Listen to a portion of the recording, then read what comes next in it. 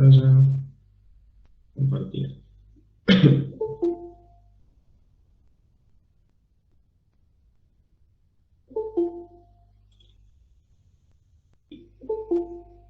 Ahí está, ahí empiezan a entrar los chicos de Alemania.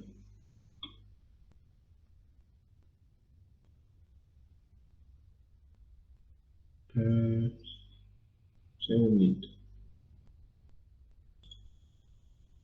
Antonia Skutsch, debe ser de Alemania, si no me equivoco. Y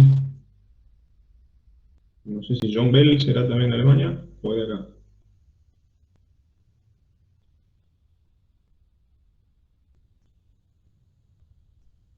Ahí estamos. Bueno, los chicos de Alemania, si están escuchando, o aunque sea me dejan un comentario en el chat para que lo vayamos incorporando. Ahí está.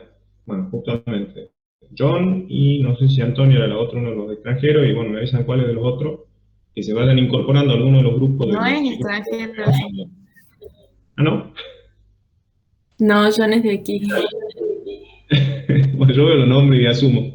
Leopold Hermann. Ahí nos está escuchando Leopold. Lo que les decía recién al chico, no sé si estaban en la clase, que se incorporen a alguno de los grupos de A1. Prefiero eso antes que hagan un grupo solo de los alumnos de Alemania, porque les cuesta más por ahí, por la barrera de idioma y algunas cosas les cuesta a veces los prácticos. Que se vayan incorporando a los distintos grupos de chicos y excepcionalmente esos grupos los podemos hacer un poquito más numerosos, no hay ningún problema. Eso vayanlo charlando después de la clase y me pasan después la planilla, me avisan cómo lo han armado. Y bueno, vamos al tema que nos concierne hoy, que se nos está dilatando bastante. Ahí está, perfecto, Leopoldo. Vamos a lo de hoy. Vamos a partir de el enunciado del trabajo práctico número 1, así, sin anestesia. Están viendo toda mi pantalla, ¿no? Sí. Perfecto.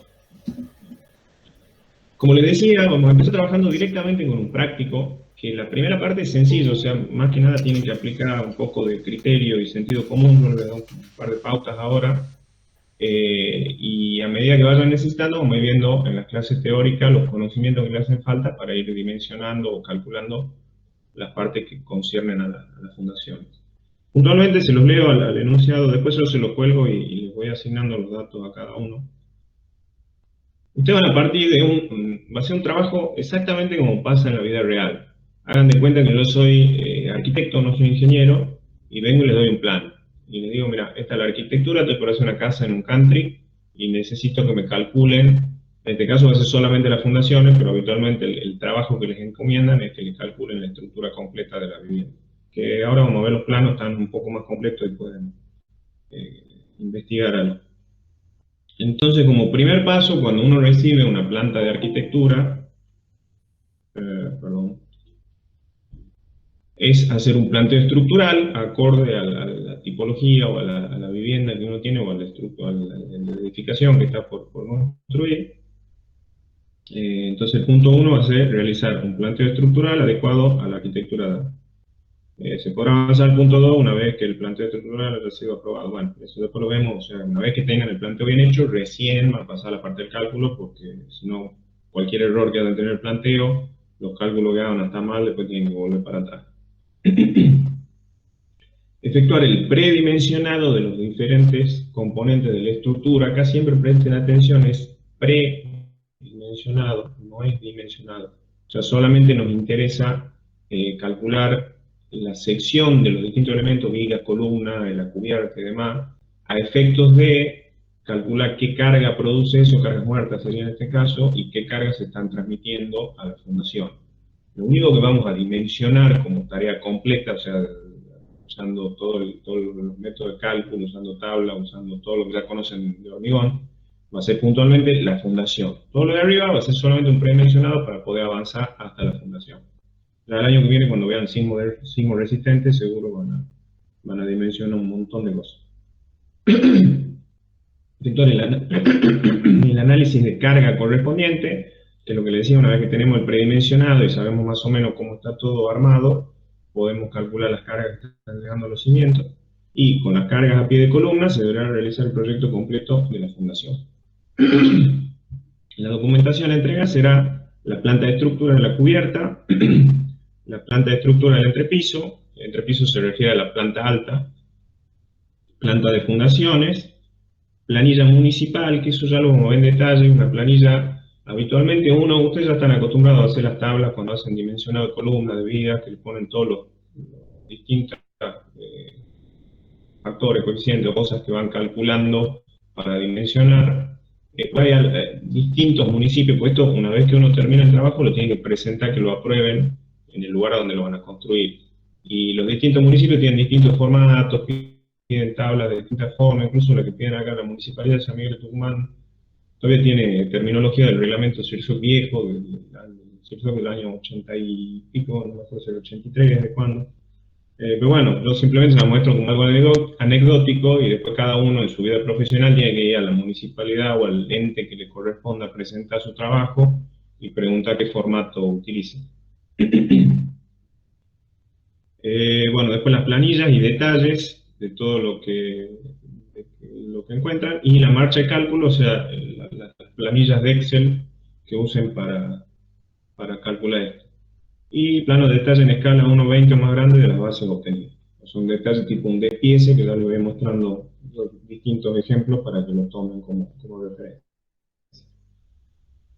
Acá donde digo que después, por eso necesito los grupos, yo le voy dando datos distintos a cada grupo en cuanto a tipología constructiva. Dice entrepiso, tipo de cubierta, tensión de contacto, poste de fundación. O sea, van a tener, por empezar, van a tener planos de arquitectura distintos, cada uno va a tener un plano distinto. Por ahí se puede repetir entre 2 o 3 grupos, porque no tengo tantos planos, pero van a tener un plano de arquitectura y cada uno va a tener una tipología distinta. Por ejemplo, uno va a tener un techo de chapa, otro va a tener un techo de teja sobre madera, otro va a tener un techo de teja sobre losa, o el entrepiso, por ejemplo, o sea, el piso de la planta alta puede ser una losa llena, una losa de viguetas, puede ser un entrepiso de madera, distintas tipologías constructivas, que en realidad lo único que van a hacer va a ser cambiarles las cargas, o sea, simplemente a efectos de este práctico, o sea, porque en la realidad no es lo mismo calculado o dimensionado un entrepiso de madera que un entrepiso de hormigón o metálico.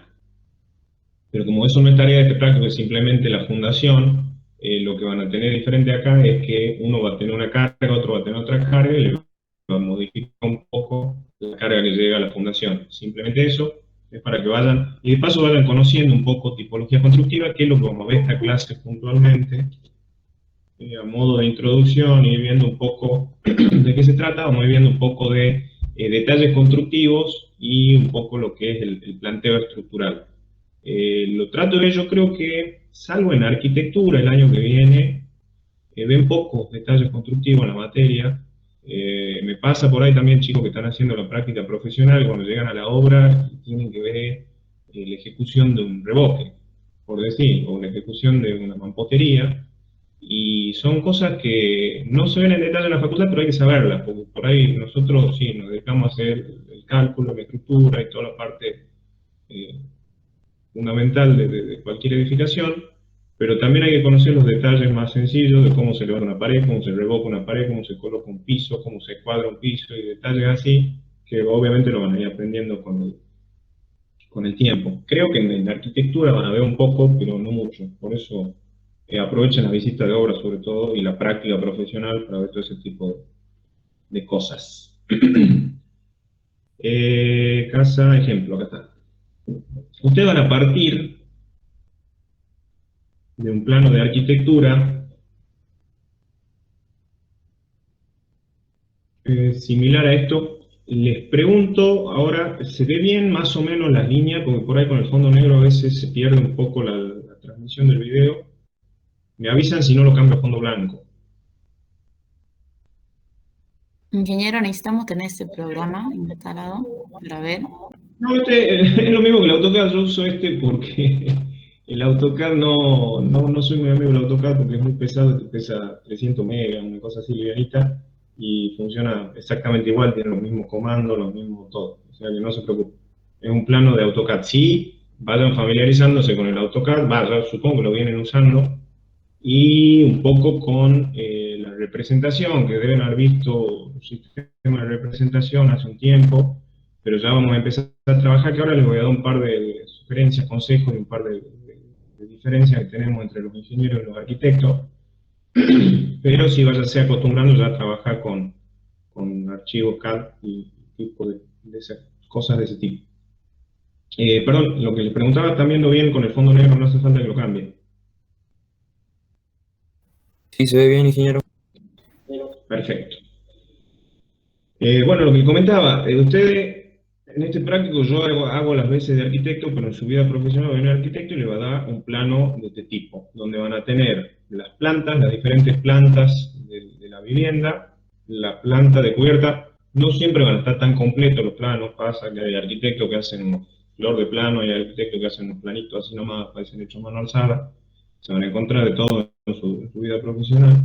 Y en este caso también mantienen frente de las dos fachadas hay acá, fachada frente de la casa, un lateral, y después cortes donde se pueden ver las losas, las alturas que tiene la losa y la altura que tiene acá donde está dispuesta la cubierta.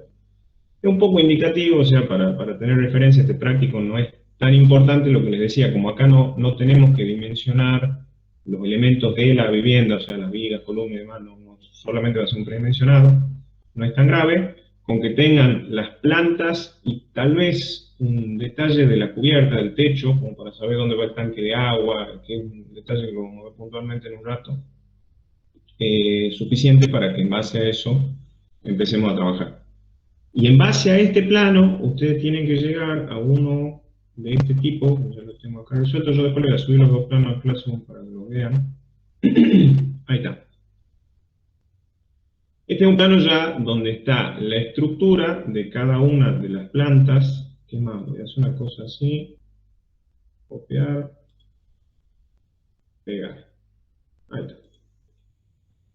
Y acá les voy a explicar unas pequeñas diferencias que tenemos con los arquitectos, para que, pues ya alguna vez me pasó en un edificio y casi metemos la pata.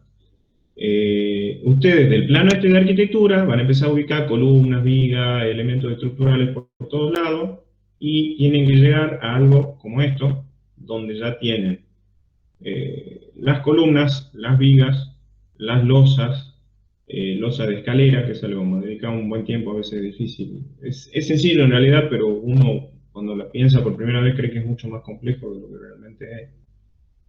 Los entramados de techo, por ejemplo, todas que dicen BM son vigas metálicas principales en este sentido, que este sería el alero de la galería, vigas metálicas principales y correas secundarias de menor sección y en otra separación, para apoyar un techo de chapa sería en este caso. Después tienen la planta alta, que sería en correspondencia con esta de acá, ven que tienen dos cubiertas de chapa, una que evacúa el agua hacia arriba y otra que la tira hacia abajo, y acá la tienen detallada, tienen cómo se arma estructuralmente esa cubierta, cómo se arma estructuralmente la otra, y acá una losita que está sobre la escalera, donde apoyaba en este caso creo el tanque de agua.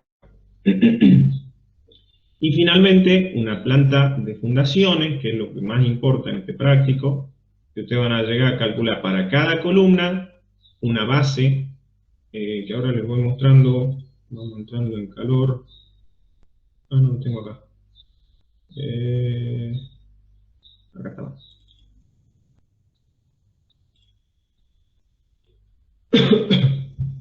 Después le voy a pasar un pequeño PDF, lo sacan de internet, si no, con detalles constructivos, que está bastante interesante, que es lo que yo les digo. Empiecen desde ahora en más, cada vez que vayan por la calle, o cada vez que entren a un country, o cada vez que tengan oportunidad y vean una obra en construcción, empiecen a ver detalles. Empiecen a ver cómo se resuelven los encuentros de las columnas con las vigas, cómo se engancha la mampostería con la estructura, cómo se solucionan los plomos de la mampostería respecto de la estructura, si la pared va más afuera, más adentro, después por dónde pasa el revoque, todas esas cosas que van a encontrar manuales. Si le preguntan a algún amigo que esté estudiando arquitectura, le va a dar un libro así gigantesco lleno de detalles constructivos. En internet también, lo que le digo, este PDF, después se lo paso, tiene varios detalles interesantes. Y acá tienen justamente lo que les decía, a lo que tenemos que llegar en este práctico, que es una estructura planteada, donde viene una columna, vigas de arrastramiento, que vamos a ver cuál es el concepto, por qué se llaman arrastramiento y qué función cumplen, y una base, que es la que transmite la carga de la estructura al terreno y compatibiliza las tensiones para que eso esté en equilibrio.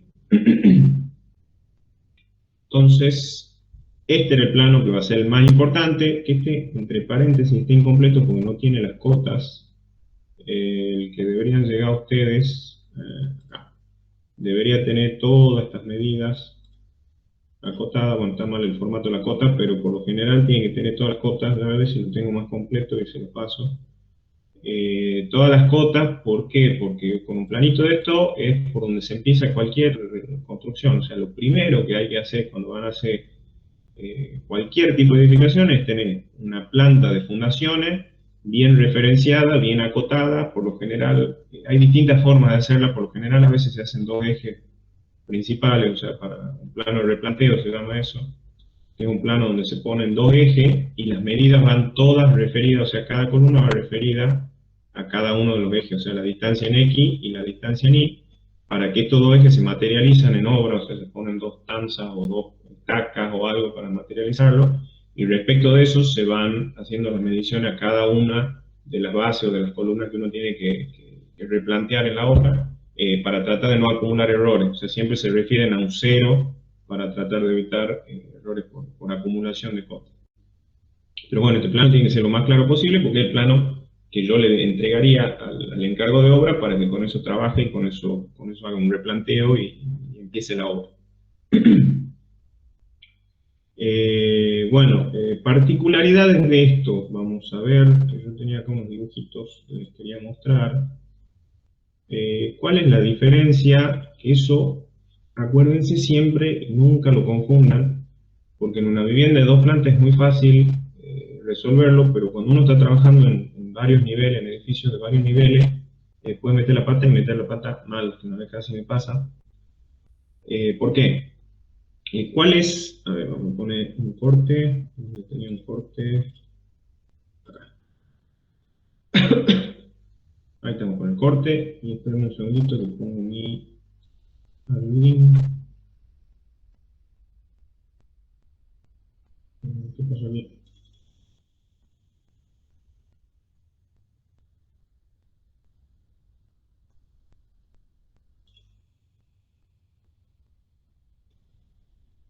Va, no me deja ocultarlo.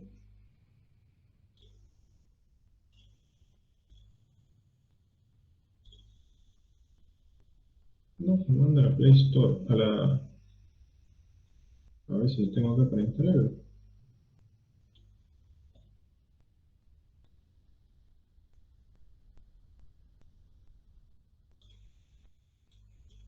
Bueno, no sé por qué no me deja ejecutar justo el archivito que tengo yo para rayonar la pantalla.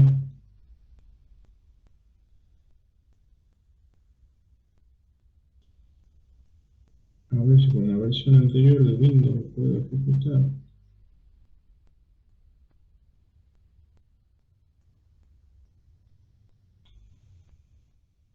Ahí está.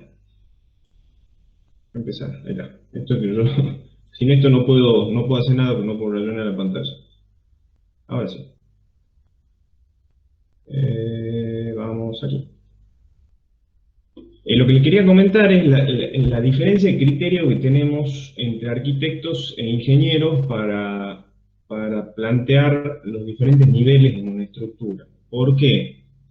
Porque cuando usted a un arquitecto le dicen, necesito el plano de planta baja. ¿Qué hace el arquitecto? Vamos acá, ponemos ese. Ahora no me deja dibujar. Ahí está. El arquitecto, ¿qué es lo que hace? Hace un corte para dibujar una planta, por ejemplo la planta baja, hace un corte aproximadamente a 1,20 m del piso, o sea, sería por acá, y mira para abajo.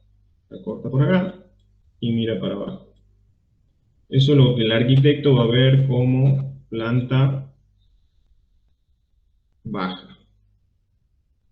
Cuando al arquitecto le pedimos la planta alta, el arquitecto hace un corte aproximadamente 1,20 m de la planta alta. Y mira para acá, y va a poner como planta alta, o primer piso, o dependiendo de la cantidad de niveles que tenga. Y acá, planta alta.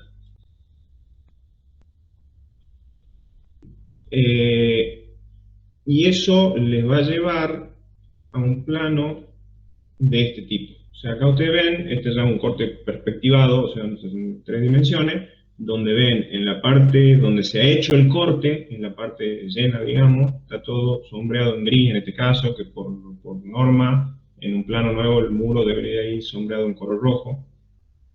Por donde pasa el corte en las carpinterías se ve una liñita, una doble línea que serían los vidrios, y por donde pasa el corte en una carpintería, en una puerta o otro tipo de carpintería, se indica cómo abre la carpintería. Y de esa forma ustedes tienen un plano en planta de arquitectura.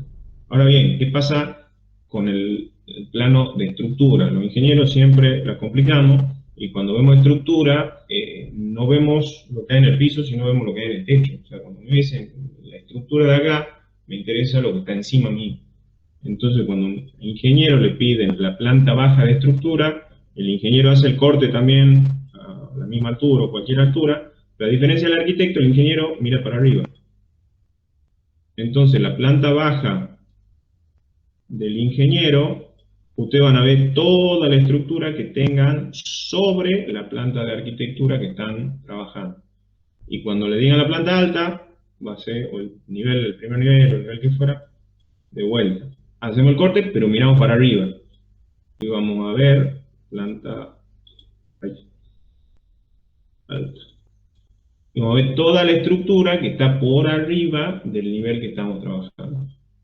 Y aparte, los ingenieros, lo que veíamos recién, que es justo lo que nos importa en esta materia, tenemos una planta adicional. Bueno, los arquitectos, perdón, lo que dibujo acá arriba, también tienen la planta de techos, planta de techo o de cubierta, como quieran llamarla, y los ingenieros que tenemos una planta que no tienen los arquitectos, que es la planta de fundaciones, que a los arquitectos les suele importar poco y nada la fundación, que vamos a llamar planta de fundaciones, PF. Y acá siempre les digo, por eso les digo que tengan mucho cuidado, porque pasa muchas veces en obras, sobre todo en muchos niveles, en edificios en altura, que me ha pasado, como ustedes, no sé si alguna vez han visto un plano de un edificio, por lo general, obviamente, los niveles más abajo, que son los que más carga tienen secciones de columnas y de vigas más grandes, y a medida que se va yendo en altura y que tiene menos carga, se van achicando las secciones. Y por ahí se presta para error cuando uno le dice, por ejemplo, pasame el plano de estructura del 7º piso, y que uno se confunda y le dé el plano de estructura de acuerdo a los ingenieros, del 7º piso, como estamos hablando, debería ser lo que está por arriba del 7º piso. Y por ahí se confunden y pasan lo que está por debajo del 7º piso, o sea, tomando el criterio de un arquitecto. Y pasa que justo en el punto donde hay reducciones de sección, o sea, si en el sexto yo venía con una columna grande y al 7º justo paso con secciones más chiquititas, estoy repitiendo las columnas grandes en el 7º cuando ahí debería haber achicado. Entonces, por eso digo, cuando sean muchos niveles, tengan mucho cuidado con el criterio porque se presta para confusiones y para metida de pata grande. O sea, me ha pasado una obra que estábamos a punto de repetir el nivel de abajo arriba, cuando en realidad ya había que achicarlo porque el plano de estructura de ese nivel ya tenía secciones más chicas. ¿Todo esto más o menos quedó claro? Sí, ingeniero. Sí, ingeniero. Perfecto. Sabiendo de esto, bueno, avancemos un poco ahora a lo que sería el planteo estructural. Una vez que nos vamos a meter la pata, nos vamos a mezclar planta de arquitectura con estructura. El planteo estructural es ponerle una estructura, un esqueleto a todo esto que para el arquitecto es todo de ladrillo, no tiene idea dónde va una columna. Sí lo hacen, ¿no? Tienen una materia para aprenderlo los arquitectos, pero en la vida profesional se sacan el dolor de cabeza y dicen, toma ingeniero, encárgate vos, y yo ni me preocupo. Y para eso no hay un manual, no hay un reglamento, no hay algo que diga con exactitud. Sí hay criterios y hay experiencias. Esto con el tiempo ustedes van a ir aprendiendo y dándose cuenta de qué les conviene, qué no les conviene, si les conviene poner columnas cercas, columnas alejadas. Como un criterio muy general, siempre cuando pongan estructura, por ejemplo, voy a ir dibujando aleatoriamente. Si yo pongo una columna por acá y otra columna la pongo por acá, tratar de que el paño de mampostería que queda dentro de esas columnas, o sea, bueno, sería hasta el nivel siguiente, pero que toda esta superficie que queda aquí dentro, que no supere los 25 a 30 metros cuadrados. Porque si no, es como que están muy alejadas las columnas y los elementos que la van a unir, las vigas, ya sean vigas a nivel de entrepiso o vigas de arrostramiento a nivel de fundaciones, van a quedar muy largos,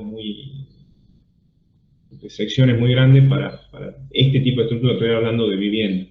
O sea, como criterio siempre traten de disponer las columnas de tal forma de que los paños de mampostería que quedan en el medio no superen los 30 metros cuadrados y las luces entre columnas no superen como máximo los 7, 8 metros. ¿Por qué? Porque cuando ustedes acuérdense de hormigón, cuando van a calcular la altura, una altura acorde para predimensionar una viga, podrían tomar la luz de cálculo sobre 10 o la luz de cálculo sobre 15, como para tener una aproximación de lo que va a ser la altura.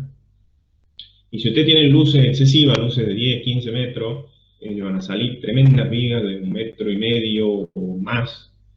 Y para una vivienda, que es algo más bien chico, con alturas, empiecen a ver un poco, las alturas de piso a piso son 2,50 metros, 3 metros, y la altura del piso al cielo raso es 2,20 metros, 2,40 metros. Entonces meter vigas de más de 60, 70 centímetros se complica.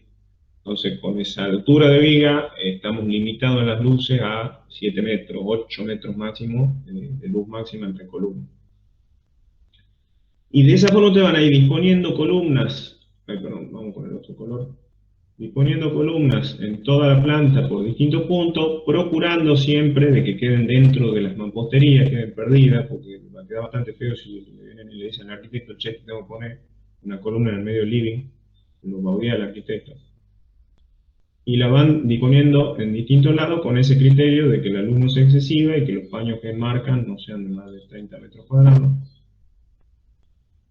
Y pongamos hasta por ahí. Supongamos que es eso.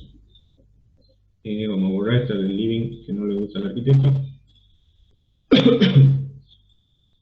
Y una vez que tienen las columnas, lo que hay que tratar es de formar con el entramado de vigas. Se hacen, ya vamos muy bien, tienen uno a nivel de fundaciones, a nivel de entrepiso y otro a nivel de la cubierta.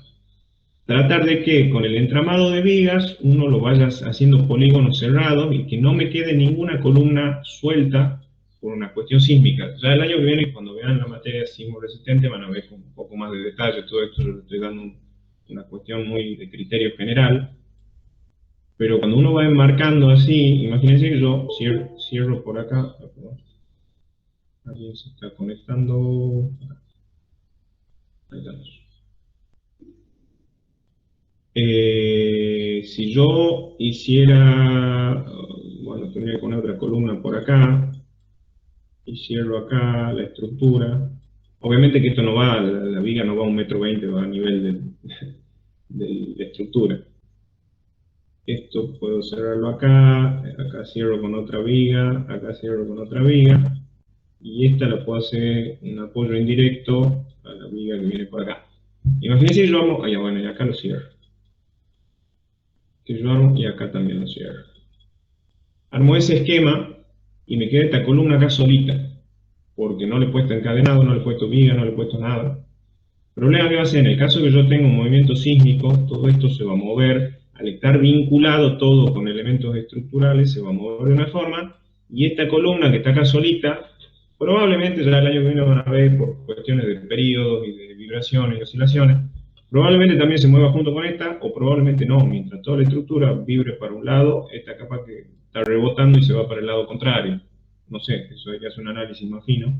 Pero si pasa eso, que esto está totalmente desvinculado del resto, muy probablemente en estas paredes, después de un movimiento sísmico, me empiecen a aparecer fisuras por todos lados, porque esto está aislado, está independiente del resto. Entonces siempre traten, cuando lo vayan armando, de formar polígonos cerrados con la viga y que todo quede enmarcado, todo quede unido.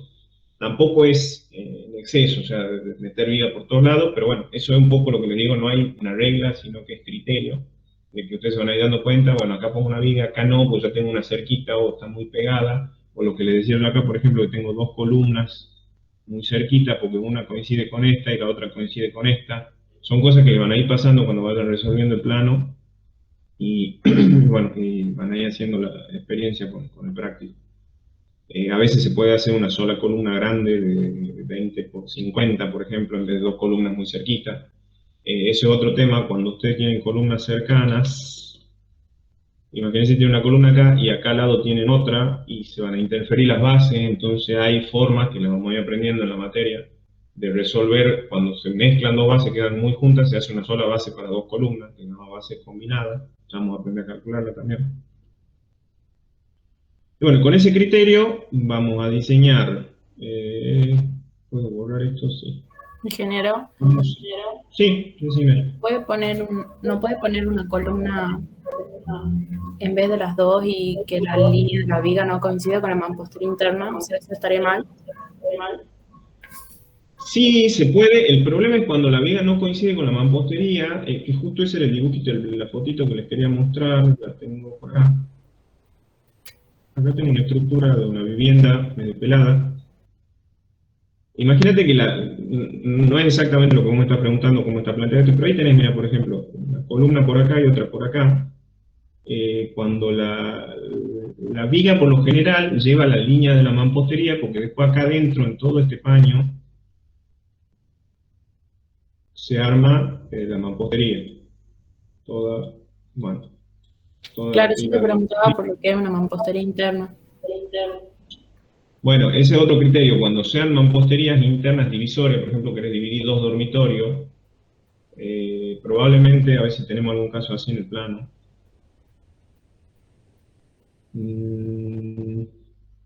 Otra planta alta.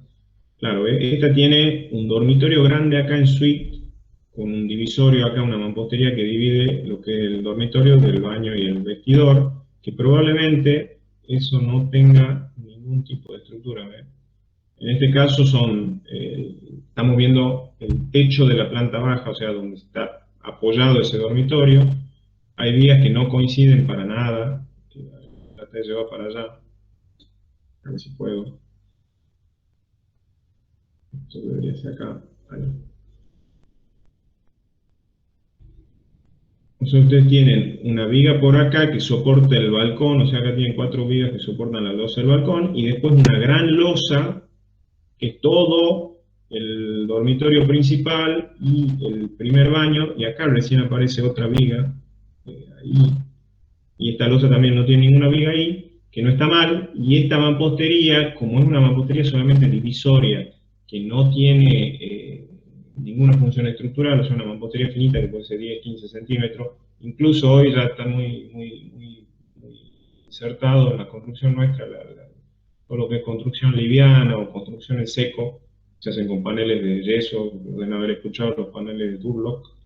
Entonces todas esas cosas livianas no necesitan, o sea, trabajan así como la cama es una carga distribuida sobre la losa, esta mampostería también es una carga sobre la losa, y a lo sumo, como sabemos exactamente la posición que va a tener la mampostería, a veces lo que hace es que se pone un refuerzo en la losa donde va a sentar la mampostería, se pone una malla o alguna, sin cálculo ni siquiera, eso se resuelve a veces en obra, donde yo sé que vaya una mampostería, a la losa le pongo un pequeño refuerzo para que asiente ahí y me la distribuya, y esta mampostería pasa a ser parte de la carga distribuida de la losa. En esos casos, si está bien tu pregunta, no hace falta meterle viga a todo, justamente lo que yo decía. De todas formas, lo van a tener este planito como ejemplo para que vean un poco algo de criterio, pero en futuras clases vamos a ir trabajando con el planteo o en consulta también, para que ustedes vayan haciendo prueba de error, me preguntan, esta viga va por acá, esta no, y lo vamos resolviendo. Y lo que les decía, esto justamente, que bueno, a ver, borremos todo. Esto es lo que tiene que llegar cualquier estructura en el caso que sea de hormigón, que es la mayoría de los casos aquí en nuestro medio. Acá ustedes ven la estructura bastante bien hechita, las columnas prolijas, perfectas, se ve que en el encofrado de buena calidad o de primera mano. Y a esto se tiene que llegar con un buen planteo estructural, cosa que después, cuando uno pasa a la parte de albañilería, directamente le quedan lo que les mostraba recién, cerrar todos los paños con los distintos tabiques y poner las carpinterías como corresponde y se va armando la vivienda. Entonces esto es como el concepto a lo que tenemos que llegar. Y en el medio van a ver muchas cosas, perdón, muchas cosas que tienen que ver con detalles constructivos. Les voy a ir pasando algunos de los que están acá y después seguramente van a seguir saliendo más detalles. Este es otro tipo de fundación que también lo vamos a ver más adelante. En el caso de que tengan, ya no es una carga puntual, sino que una mampostería que transmite carga, porque es una mampostería que recibe algún peso o algo. A veces se hace una zapata corrida, o sea, se hace una fundación todo a lo largo de la mampostería que recibe la carga y la transmite al suelo. Y si no, la carga se transmite pura y exclusivamente por las columnas y lo que soporta era lo que veíamos antes, una base puntual, o sea, una carga puntual, que es la que llega al suelo. Y en este caso, fíjense, cuando yo haga la mampostería, que la mampostería iría acá,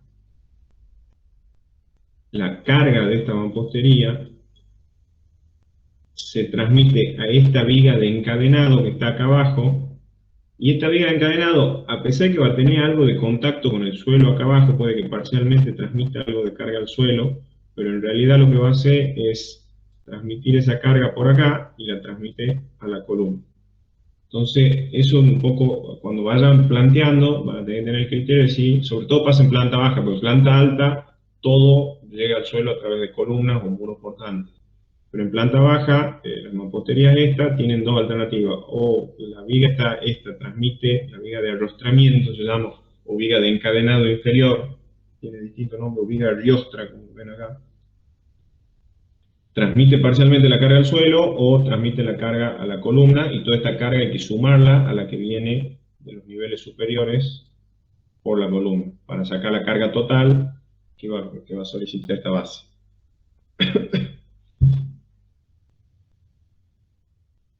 Después tenía algún otro detalle constructivo por acá. Bueno, esto es platea, esto es tema del otro práctico, lo vamos a ver más adelante.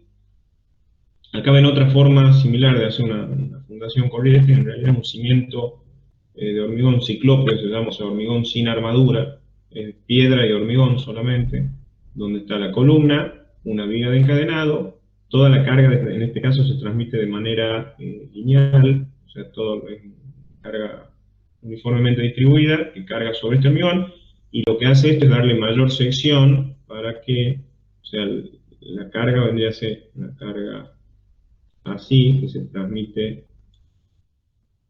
en toda la mampostería, una carga Q,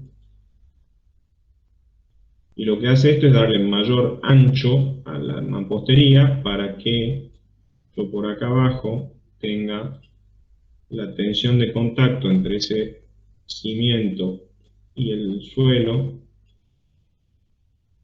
Acá voy a tener una tensión sigma que sea menor al admisible del suelo para que no tenga problemas de fallas o asentamiento. Estas fundaciones, las vamos a ver más adelante, fundaciones por pozo, esto ya cuando son cargas puntuales de mucha magnitud, columnas de fábricas o postes de alguna estructura de tendido eléctrico o algún poste de algo en alguna columna en una ruta o algo así, se hacen, y cuando el suelo no tiene la capacidad portante suficiente, que llega mucho más abajo, se hacen pozos, se excavan y se van rellenando de abajo para arriba. Vamos a ver más adelante la metodología, esto no es tema de ahora. Lo mismo que los pilotes, esto es lo que yo les decía recién, que probablemente vayamos a ver una obra. Cuando la capacidad del suelo no da, por general siempre uno que se va más abajo, cuando excava, los estratos inferiores tienen mayor capacidad portante. Aquí en Tucumán, para que se den una idea, nosotros, no sé si lo deben haber visto algo en el suelo, tenemos suelos limos arcillosos hasta una profundidad, dependiendo de la zona, pero la zona céntrica, hasta una profundidad de 20, 25 metros, y de ahí ya tenemos suelos de mayor capacidad portante, como grava o con algo de roca. Entonces a veces pasa cuando la estructura, por ejemplo en edificios en altura en el centro, cuando la estructura tiene cierta altura, o sea, directamente cierto peso, cierta carga, ya no puedo fundar en los estratos superficiales, que sería hasta 4, 5, 8 metros, y tengo que transmitir la carga esa a estratos profundos, y por eso estos se llaman fundaciones profundas. Y lo que hace un pilote es la carga que yo tengo acá arriba, la transmite hasta abajo, el cabezal este, y se distribuye en un estrato mucho más profundo, de mucho mayor capacidad portante. Hay distintas técnicas para ejecutarlo y demás, que eso lo vamos a ver 2, 3 meses cuando estemos ya avanzados en la materia. Otro tipo de pilotes, que esto se hinca, ya lo vamos a ver más adelante. Acá hay una cuestión muy importante, que mal que la veo, es la ubicación del tanque de agua. Lo vamos a ver en detalle, pues seguro se van a trabar, van a tener que pensarlo. Pero el tanque de agua es una carga importante, porque imagínense un tanque de agua de una vivienda son 1000, 1500, 2000 litros de agua que están ubicados puntualmente en algún lado. Y esa carga se tiene que transmitir hasta la fundación. Voy a volver al planito que tenía recién. Vamos acá a la estructura. En este estaba resuelto bastante fácil, directamente. La cubierta, que era todo un techo de chapa, tenía acá un pequeño techo, que era una losa, que coincide justo con la circulación vertical, con la escalera. Entonces el techo de la escalera es una losita donde en algún lado se ubica el tanque de agua. Eso ya queda a criterio de ustedes, depende cómo quieran transmitir la carga. Por ejemplo, yo lo pongo acá, lo dijimos, supongamos que ese sea el tanque de agua. Si yo lo pongo centrado en esta losa, la carga del tanque se va a distribuir de manera igual a las 4 columnas estas que están acá, y cuando yo haga mi análisis de carga, que ya lo vamos a ver más adelante, cómo se hace una planilla de análisis de carga y la metodología, yo voy a distribuir la carga de este tanque entre las 4 columnas. O puedo tener distintos criterios, moverlo al tanque hacia un lado, por una cuestión estética, para que no se lo vea, o por cualquier motivo. Entonces en ese caso la carga del tanque va a estar principalmente sobre estas 2 columnas, y a estas 2 columnas no le va a aportar casi nada, capaz que un 10%. Se puede hacer como una carga puntual y hacer el esquema estático y dividirlo, o ya vamos a ver unos métodos aproximados para decir, bueno, un 90% carga acá y un 10% carga acá, una cosa así. Pero es importante que vean, y de vuelta eso también es curioso, cuando vayan por la calle, empiecen a mirar para arriba y vean los tanques de agua de la ciudad. Vean cómo están agarrados, sobre todo en casonas viejas del centro, en cosas así. Por ahí uno ve, así como este, ve una mampostería, a ver si puedo dibujar, una mampostería que va por detrás, otra mampostería que va por detrás, y un fierrito, un perfilcito doble T, así que forman un triangulito, y ahí arriba está apoyado el tanque de agua, y eso descarga sobre la mampostería. Son casas viejas, obviamente, que ni siquiera tenían estructuras sismoresistentes, esas cosas horrorosas. Y uno dice, lo mira y dice, ¿cómo sigue parado hoy el tanque? Pues bueno, sigue ahí parado. Hay que por eso empezar a mirarlo, ver cómo se resuelve, pensar, poner un poco de criterio ya de ingeniero, y ver cómo ahora hace para toda esta masa, toda esta carga, transmitirla a la fundación. No, estos son detalles que nada que ver, detalles de pozo, escalera. Ya vamos a ver, no voy a meter ahora pues largo, cómo se resuelven por ahí las losas de escaleras. Eso cuando les toque el tema. Por lo general, losas de escalera arrancan en un bloque de hormigón o en un cimiento macizo de hormigón. Va la losa, la primera losa del primer tramo que sube es una losa que apoya en algún elemento de acá, y la otra losa en este mismo elemento apoya, sube y apoya en otro elemento de acá. Por lo general se arman, como ven detalle después, pero se arman vigas de llegada acá, una viga para soportar el descanso, y la losa se arma de esta forma, aunque esté quebrada, y acá un hormigón, un dado de hormigón para soportarla. Aunque esté quebrada la losa, funciona igual como una losa continua y se arma de punta a punta. Ya lo vamos a ver en detalle después cuando armemos la escalera. Bueno, elementos de protección, eso. Esto le hago un comentario que me salga un poco de la materia, pero cuando vayamos a la visita de obra traten de invertir, cómprense, no son muy caros, un casco, preferiblemente color blanco, porque ya nosotros vamos a empezar a hacer visita, en el futuro ya les va a tocar hacer la práctica profesional y van a tener que tener más contacto con obra, y la medida de protección fundamental es el casco. Después el calzado también, eso no les puedo pedir que compren porque son un poco más caros, unos botines, un par de botines de costar 6.000, 7.000 pesos, tal vez más. Pero sí un casco que no es algo muy caro y que vayan teniendo cuando puedan, pasan por una ferretería, buscan el más lindo, color blanco, y lo guardan para cuando empecemos a visitar las obras. Y a ver si tenía algún otro detalle que les tenga que mostrar. Ah, y esto.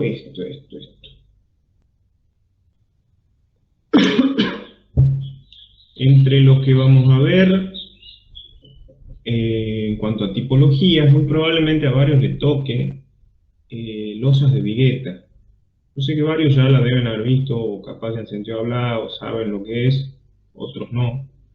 La losa de vigueta es una losa que se arma puntualmente con unas viguetas, que son estas formas triangulares o formas de una ficha de Tetris, y en el medio se ponen unas bovedillas, se llaman. Ya voy a entrar a la página de Tensolite, que es el que vende viguetas acá en Tucumán, y hay detalles constructivos.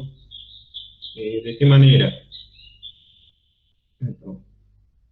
Esto tiene, vamos a dibujar con otros colores, lo que es propiamente la vigueta aquí,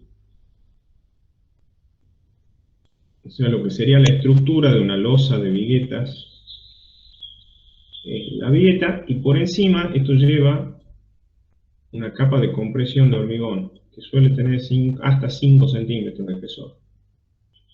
Entonces, si ustedes se fijan, toda la sección esta que queda acá de la capa de compresión más la vigueta, todo eso es hormigón. La vigueta es un elemento de hormigón que en el medio tiene cordones pretensados que hacen las veces de armadura de tracción.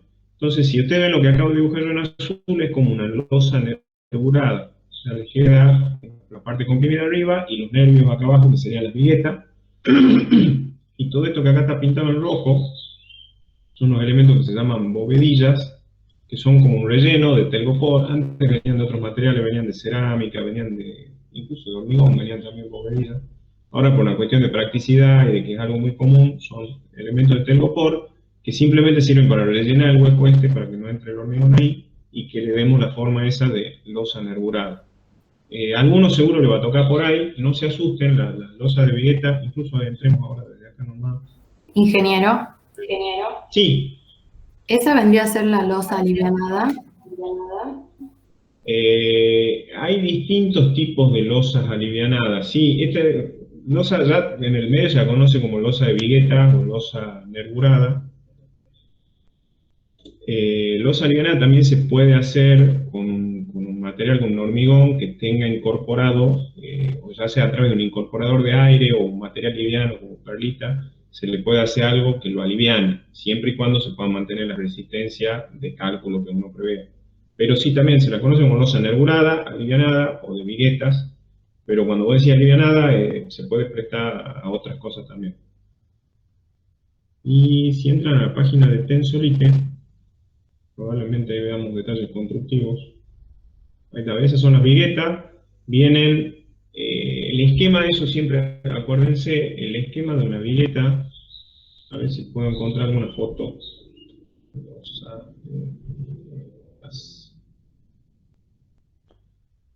Ahí está.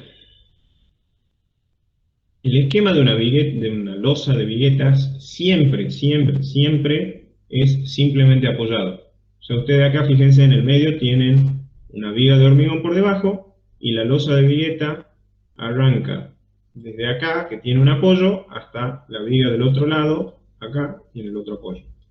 Ahí está. Entonces, el esquema de la vigueta siempre es simplemente apoyado.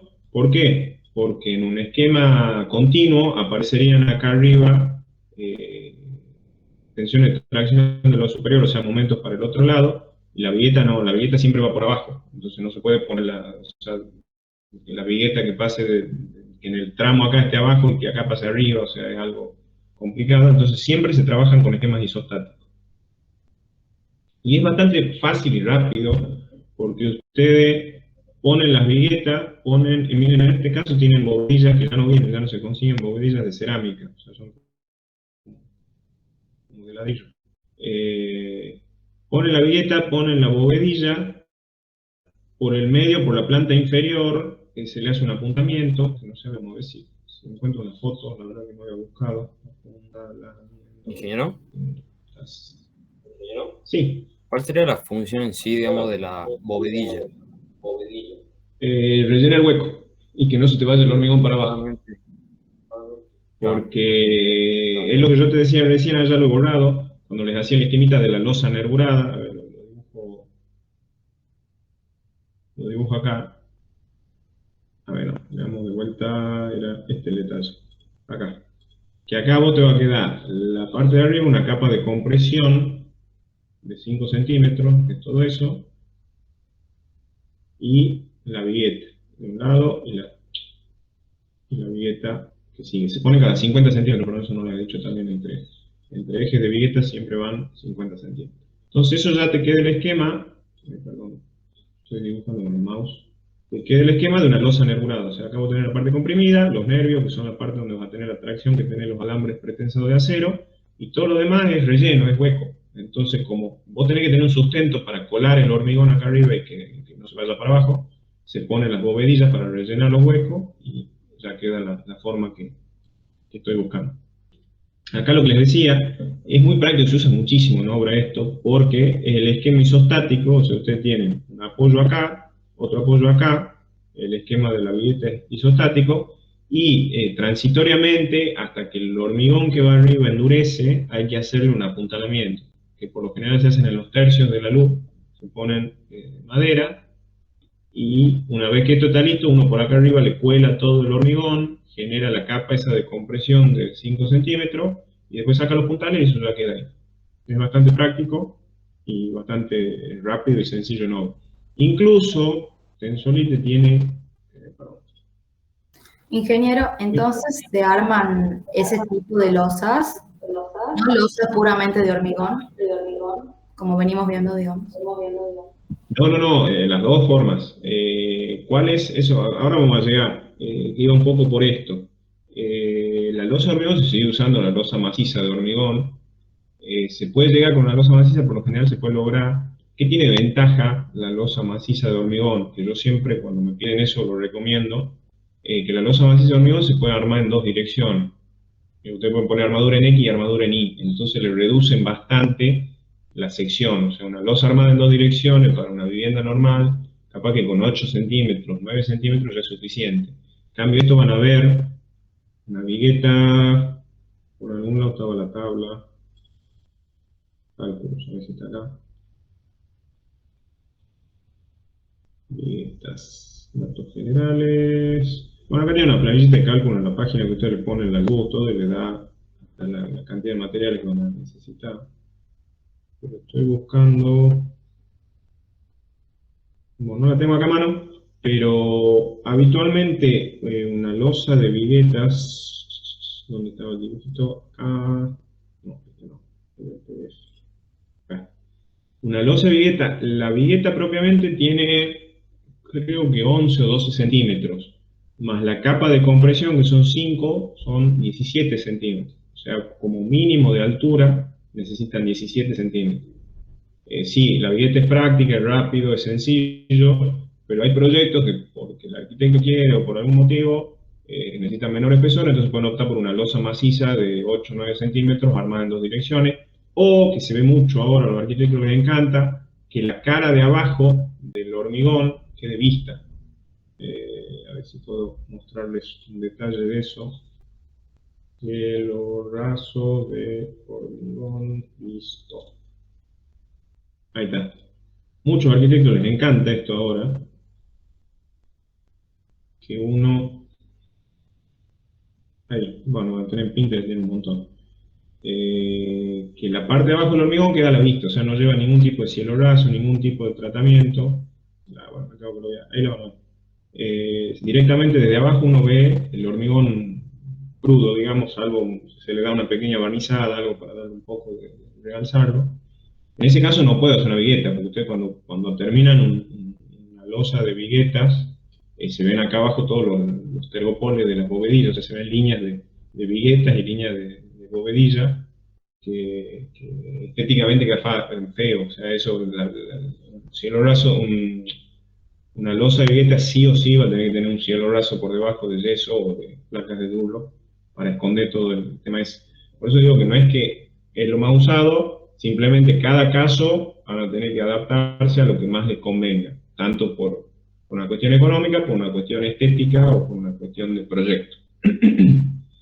Y la última que les quería mostrar, miren unas viguetas que son lindas pero poco prácticas.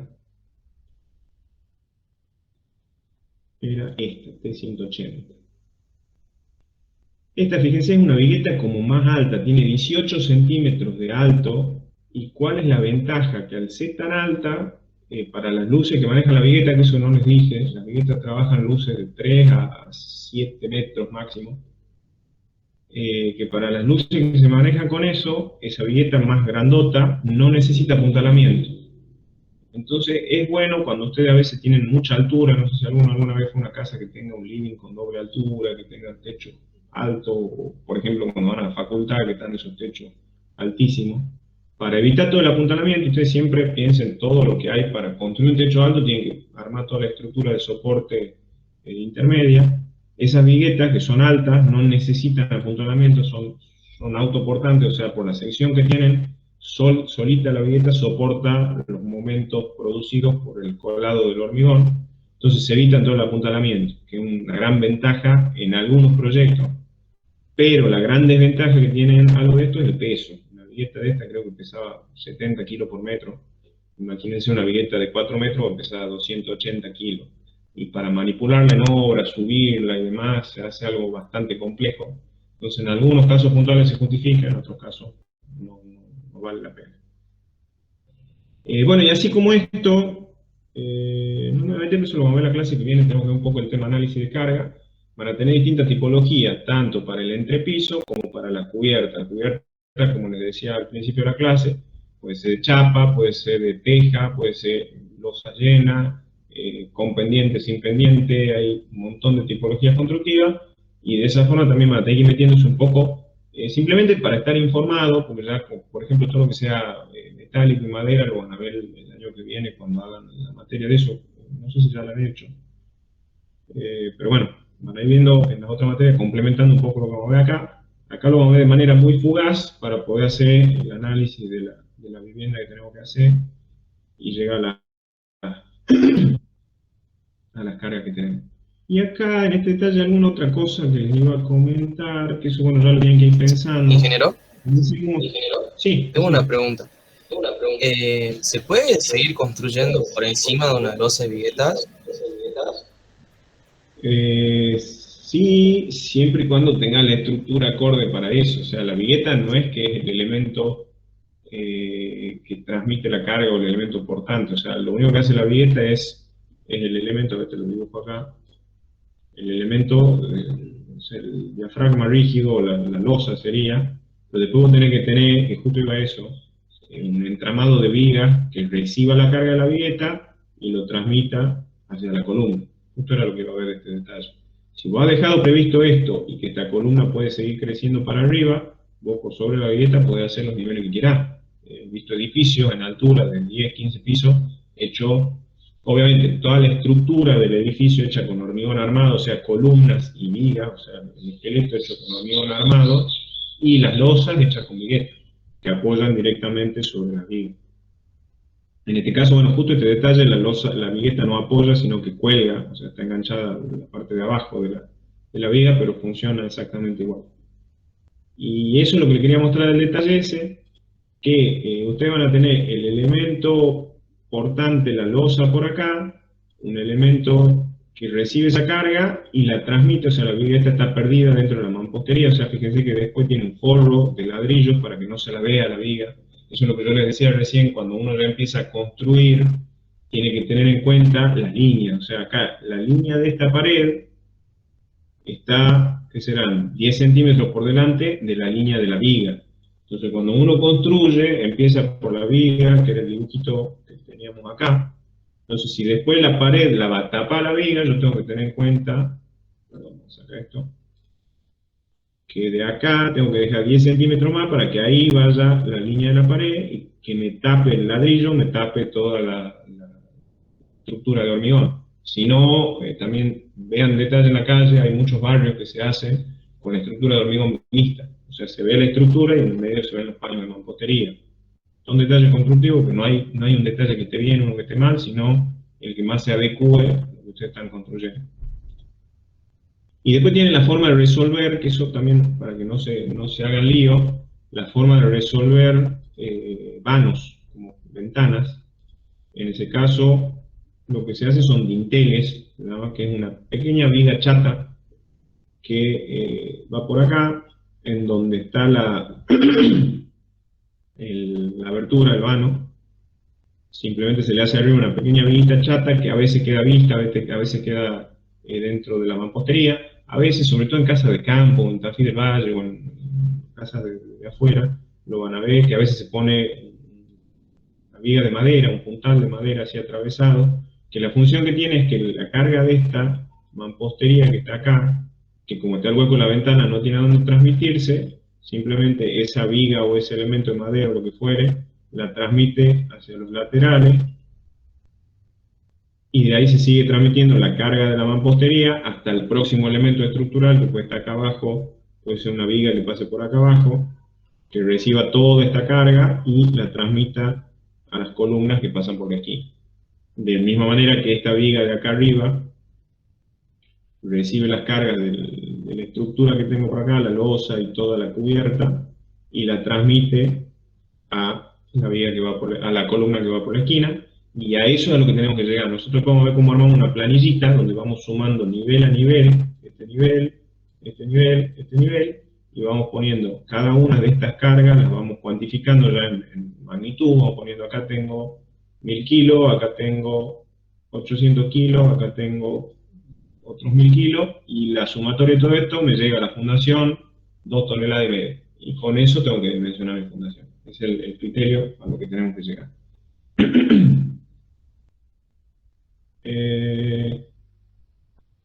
¿Algún otro detalle? Bueno, después van a ver, estos ya son detalles que van a ver en la arquitectura, cómo evacúa el agua, que es importantísimo, nunca dejen mal hecho una evacuación de agua, porque si no afecta directamente las fundaciones.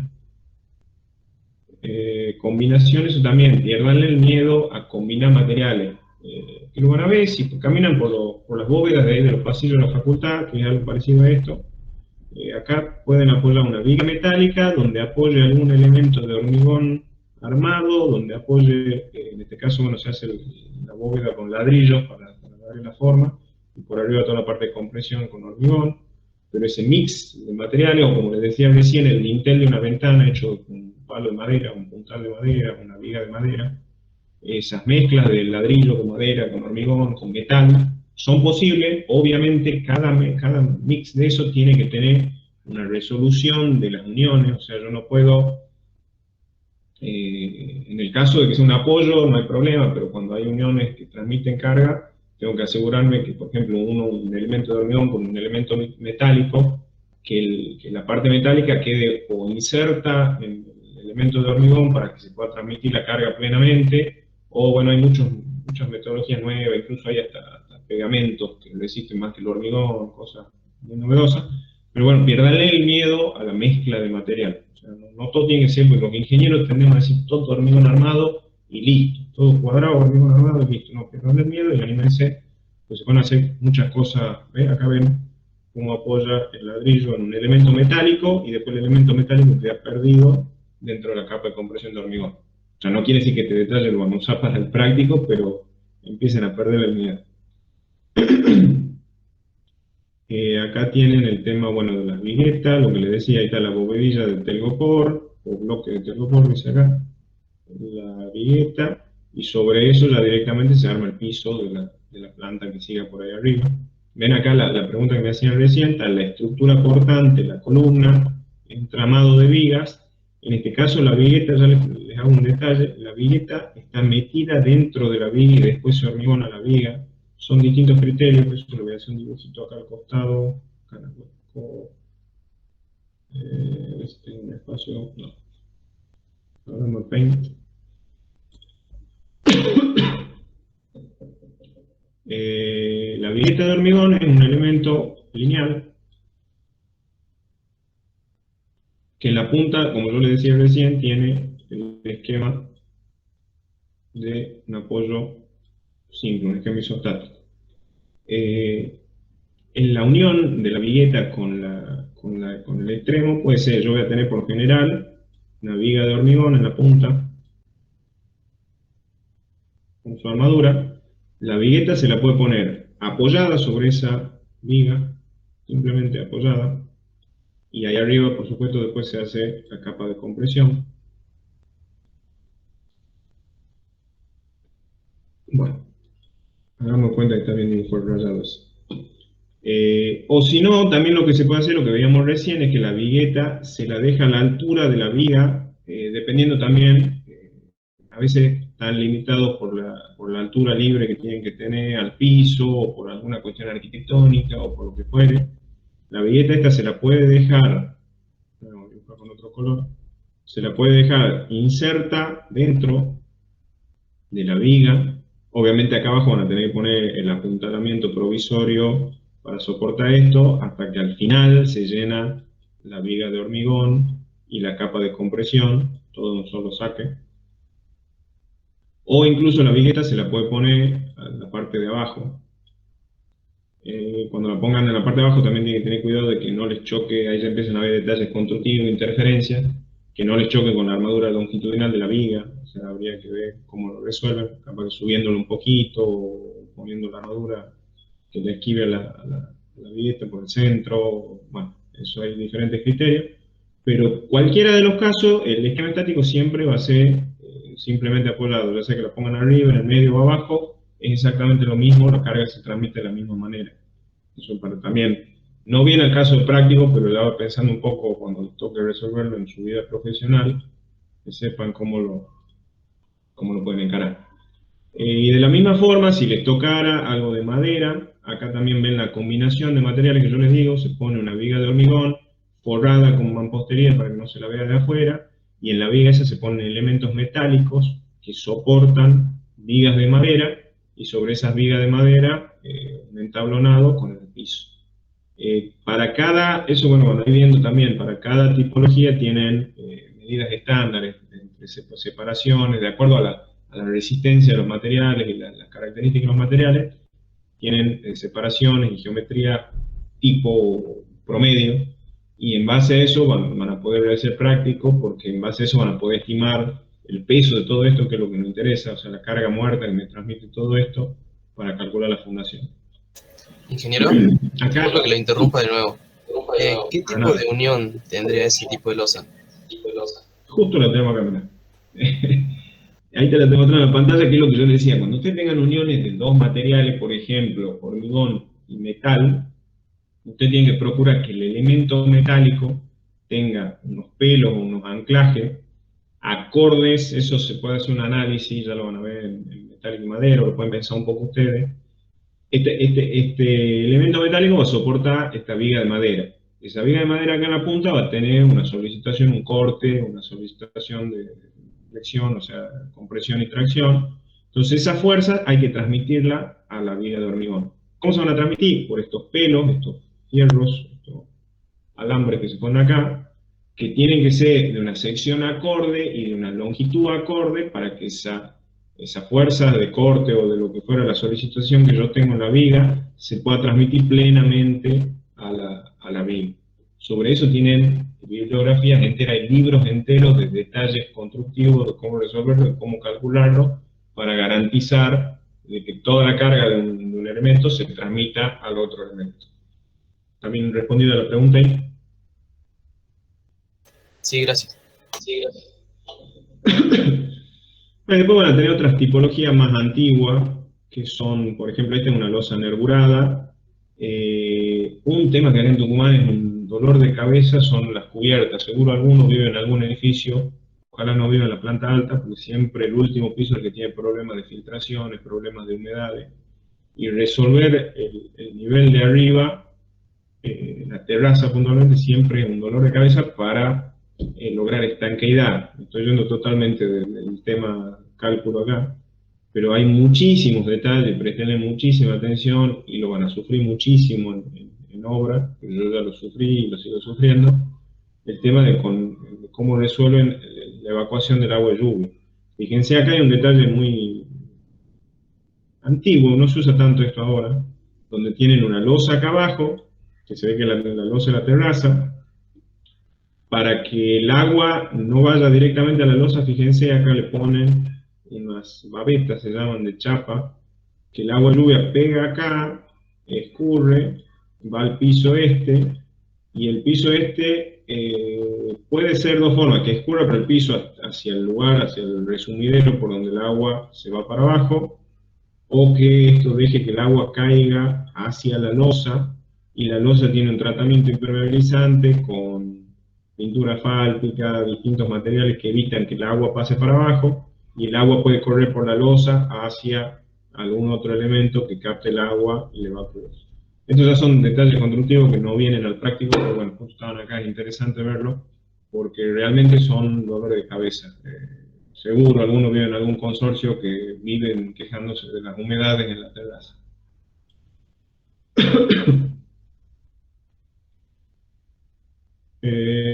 Bueno, otro detalle de una losa con una cubierta verde, también eso está bastante de moda. Bueno, suficientes detalles constructivos por hoy. De todas formas se lo voy a subir, y si ustedes están interesados en internet pueden encontrar miles de detalles constructivos, van a tener para curiosear bastante. Volvamos al trabajo.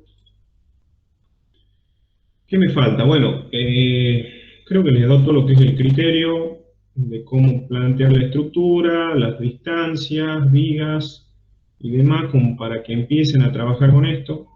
En futuras clases vamos a avanzar ya con lo que yo les decía, ya hacer un análisis de carga, ir viendo nivel por nivel cómo se van transmitiendo esas cargas. Primero ver qué materiales tenemos, que eso ya lo han visto ustedes en el CISOC, el 101, el de análisis de carga.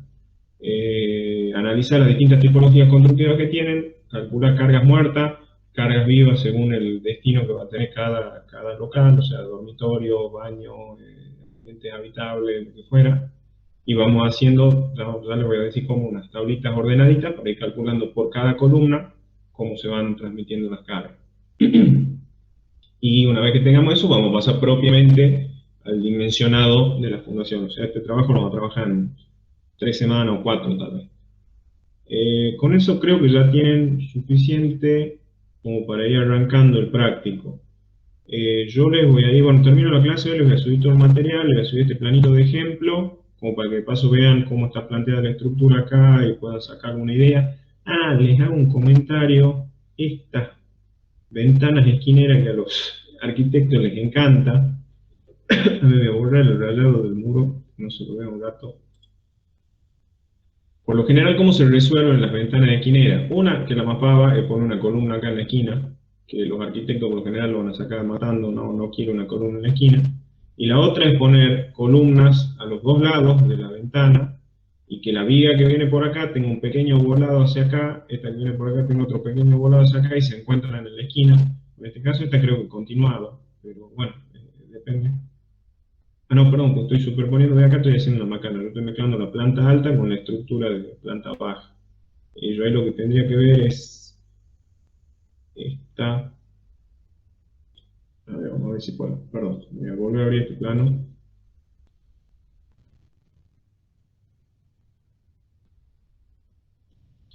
Acá. No. Acá. Ahí está.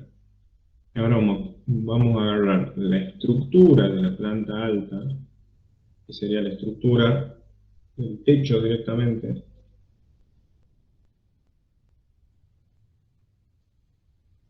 La copiamos de acá y vamos a la planta alta y la pegamos acá. Ahí está, ahí coincide perfectamente. Borro el rayado de los muros para que lo puedan ver. Ahí está. Entonces lo que les decía, Cuando tenga una ventana esquinera, por lo general se hace una columna al lado, otra columna acá al lado, y la viga que viene de acá tiene un pequeño volado. De vuelta, acá han visto hormigón y tienen más o menos criterio de las alturas que van a necesitar en función de los volados. O sea, si ustedes necesitan volar con una viga, procuren de que no sea un volado de más de 1 metro, 1,20 m, porque si no le va a salir una viga de 1 metro y pico. Le va a salir una cosa medio loco, para que sea acorde a las proporciones de la vivienda. Y acá lo que se llama es lo que se llama una viga balcón, se la conoce cuando son vigas así que vuelan de un lado, vuelan del otro, y están unidas en la punta y le dan una continuidad, se conoce como una viga balcón. Son detalles. Y otra cosa que me olvidé decirles, cuando empiecen a hacer planteo, mi forma de trabajar no es que sea esa, yo siempre trabajo de arriba hacia abajo. O sea, empiezo planteando la planta alta, veo dónde van a caer todas las columnas de planta alta, y después a esas columnas, a ver si puedo deshacer todo. Sí, ahí está. Entonces después, a todo ese esquema de columnas de planta alta, lo llevo a planta baja a ver dónde cae. Entonces ahí tengo las columnas que están las de planta alta, pum, las pongo acá. En este caso, bueno, ya está resuelto el práctico, esta estructura. Entonces no tengo, aunque miren, fíjense, yo tengo un par de columnas que caen fuera de la mampostería, habría que estirar un poco la mampostería ahí. Pero ustedes van a ver, cuando pasen de la planta alta las columnas a la planta baja, ahí van a empezar los líos, que van a tener interferencia, que una columna le cae en el living, que una columna le cae donde no debería, y van a empezar con los problemas, que son los problemas habituales del planteo estructural, y van a tener que ir pensando cómo resolverlo. Se pueden hacer apoyos indirectos, no es lo deseable, pero se puede. ¿A qué me refiero con un apoyo indirecto? Si ustedes vienen con una columna de planta alta, llegan al entrepiso, acá está la losa de entrepiso, y justo acá abajo tienen el living, entonces no pueden seguir con esa columna para abajo porque está el living. Entonces, a través del elemento portante que yo tenga ahí, o sea, yo acá tengo una viga, la recibo esta carga y la transmito a una columna que esté por acá y a otra columna que esté por acá. Entonces esta carga, después cuando yo vaya a hacer el análisis de carga, me tengo que acordar que esta carga llega hasta acá, la distribuyo, ya sea si hacen el análisis estático de esta viga o la distribuyen proporcionalmente, como les decía recién, ya después lo vemos. Se distribuye parte para esta columna, parte para esta columna, y acá abajo el living me queda limpito sin ninguna columna que me interfiere. O sea, eso se puede hacer. Sísmicamente no es lo más deseable, sobre todo en cuestiones de mucha altura, porque al cortar un elemento estructural acá se produce una acumulación de tensiones. Imagínense cuando tengan un movimiento sísmico que viene algo de acá al costado que les sacude todo, se les produce una acumulación de tensión en esas uniones que no tienen continuidad, que hay que reforzarlas muy bien, hay que tener tratamiento especial y demás. Pero en viviendas de este tipo, en casas de 2 niveles o hasta 3 niveles, no es algo grave y se puede hacer y se hace puntualmente, se puede hacer sin problema. Entonces, bueno, son distintos problemas con los que se van a ir encontrando ustedes y van a ir teniendo que pensar cómo resolverlos. Bueno, y con eso creo que van a tener bastantes herramientas para ir arrancando. Lo que les decía, van a recibir el plano de arquitectura, empiecen, como estamos viendo, a ubicar columnas, a ver vigas con los criterios que hablábamos de luces y demás, ver cómo cae eso en la planta baja, y una vez que esté, sí, bueno, acá, la planta baja, y una vez que esté en la planta baja, tratar de que la continuidad de columna siempre sea de arriba hacia abajo, tratar de evitar eso de cortar la columna por la mitad, pero que se puede. Y bueno, con eso van a ir avanzando, seguro se van a encontrar con obstáculos, y vamos a seguir trabajando la semana que viene con el trabajo práctico. Ingeniero, sí, solamente vigas, columnas y losas, zapata todavía no. Eso al final, por eso la zapata es que ya cuando vos tengas listo las columnas, cada base, o sea, cada columna se va a corresponder con una base. Salvo acá, fíjate que tenés unas mamposterías que deben ser divisorias, que no deben tener mucha carga, o sea que es solamente mampostería de planta baja que no tienen ningún problema, y ese se les ha hecho un cimiento de hormigón ciclópeo, que era lo que veíamos, el detalle constructivo que yo les mostraba recién. Les muestro rapidísimo. estaba por acá al principio.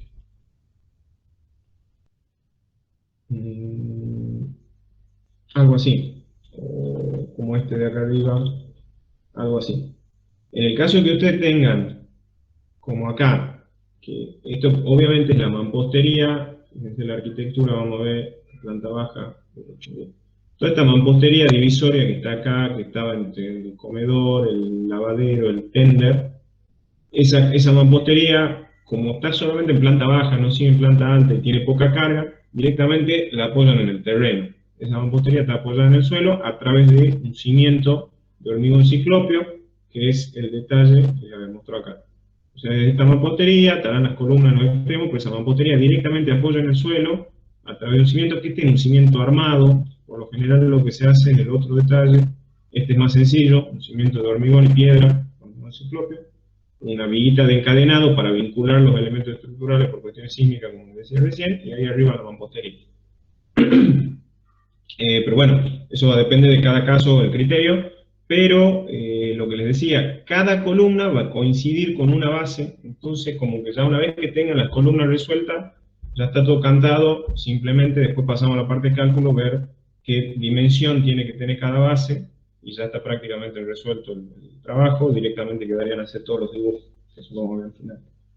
Y salvo, no sé si en este no tengo, le voy a forzar una situación, imagínense que esta columna estuviera por acá, ahí.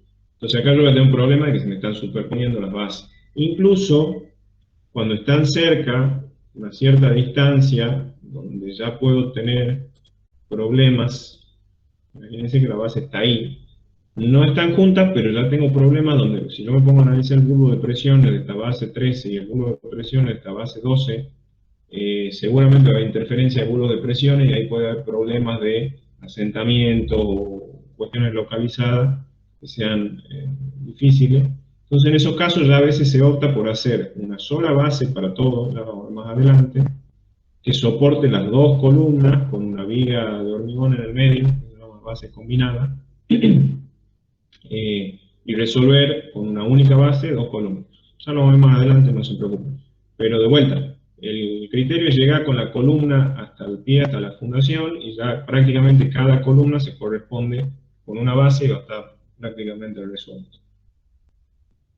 Y bueno, con eso ya lo que les pediría yo, traten cuanto antes de pasarme la planillita de Excel, si pueden en la misma planilla o de alguna forma mandarme cómo quedan conformados los grupos, así yo le empiezo a asignar, yo voy a hacer un mail general, por lo general Profesor, ahí en el enlace que me mandó Clarita en el chat, sí. se están agregando todos y están también los grupos.